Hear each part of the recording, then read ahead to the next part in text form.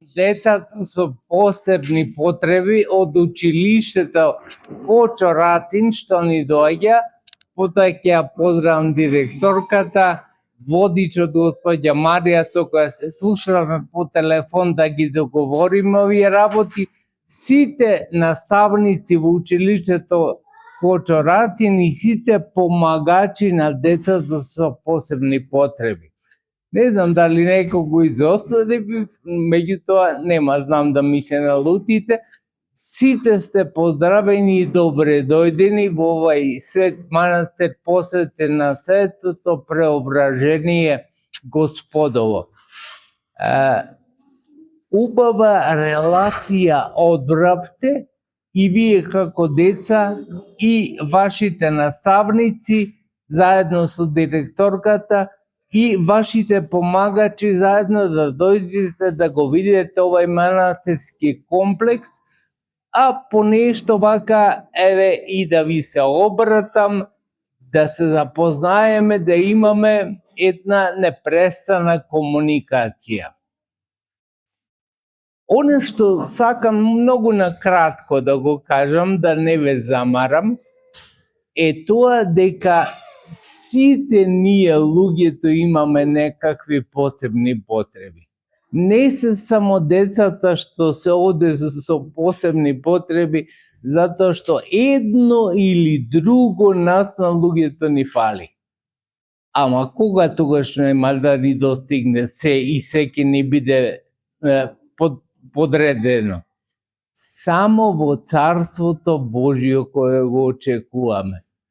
Во друго ништо, а Господ дојде на земјата за да ни го вети тоа царство, дека ќе дојде и дека ние треба да се подготвуваме за иднината. За минатото не можеме да се подготвуваме, тоа е помина, веќе додека зборувам, тоа е поминато дел од него, е станато минато. Меѓутоа за иднината можеме да се подготвуваме и треба да се подготвуваме. Секако прво е да сватиме, да доживееме тоа, не само да го сватиме, да речеме може и така да е, туку дека во овој живот си постиламе за наредниот живот. Во овој живот некој се раѓа со посебни потреби, некој за време на животот станува со посебни потреби, ама сите, како што реков претходно, имаме одредени посебни потреби. Само некој понагласено, некој помалку нагласено. Затоа, овој пример кој ни го даваат децата со посебни потреби, нас повозрастните секогаш да ни биде пример за поука. Затоа што, кога го прашале Христос за еден слеп, кој е крив, тој или родителите негови, тој рекол ниту тој, ниту родителите негови. Такви се животните околности во веројатноста на живот, кој некој се раѓаат со едни недостатоци, не се со други. Но најтешки се недостатоците кои сами си ги правиме. А тоа е гревот. Прво, да се препуштаме на гревот, значи се препуштаме на друг начин на постоење и стануваме свесно како децата сега што се со посебни потреби. И ние, возрастните. Тоа е во суштина еден залог кој може би наставниците кои овде се присутни и помошниците на децата со посебни потреби треба да им го отвараат и на овие млади души. Дека не се криви за нивното такво постоење, меѓутоа сето ќе се исправи со надежта во Царството Божјо.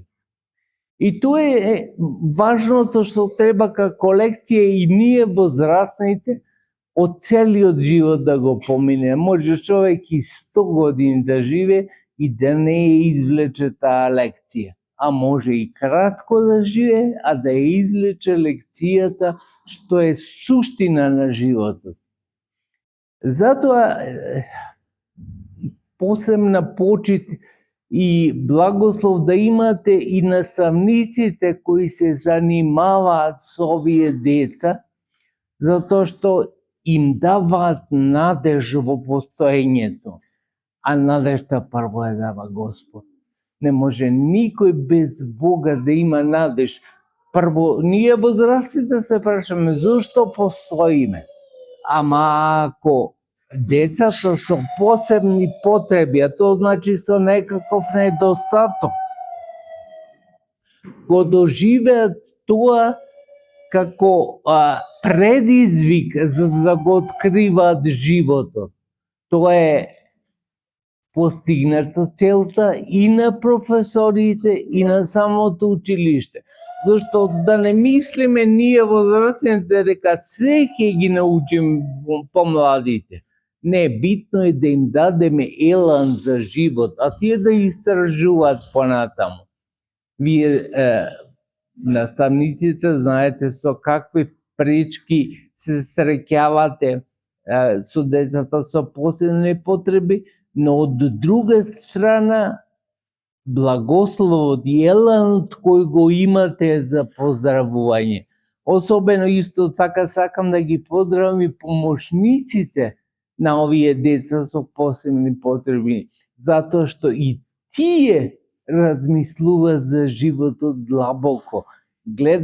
Го гледаат пред себе секојдневно животот во сите фази, што не е среќа на некои луѓе кои мислат дека нормално живеат и дека може да се приуштат се во животот.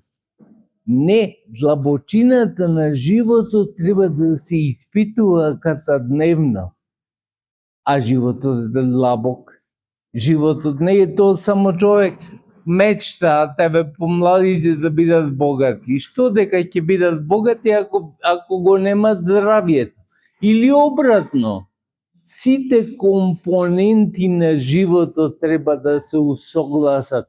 А тоа е како зачет во усогласувањето кое им го даваат и помошниците на овие деца со посебни потреби. Затоа што и тие се повикани да се замислат на животот. Зошто го прават тоа? Секако од хубани причи, меѓутоа тоа не е доволно. Хубан човек може да биде 1, 2, 5 години, ама да се исцрпи во тоа, треба уште нешто во таа хубаност да има. А тоа е љубовта. Да го сакаме оној кому помагаме. А тоа е друга лекција, повозвишена лекција. Од лекцијата, ти завршив одредена работа или платен сум за таа работа или не знам некоја друга причина. Во секој случај нема да должам, нема да ве уморувам, уште секако уморни се и од патот, да сте здрави и живи. Ако некој сака да ни каже нешто, нека повели, а после тоа ќе ви сервираат сестрите тоа што има за да се малку освежди. Да сте здрави, живи. Благодарим. Тоа е голема што ме примивте.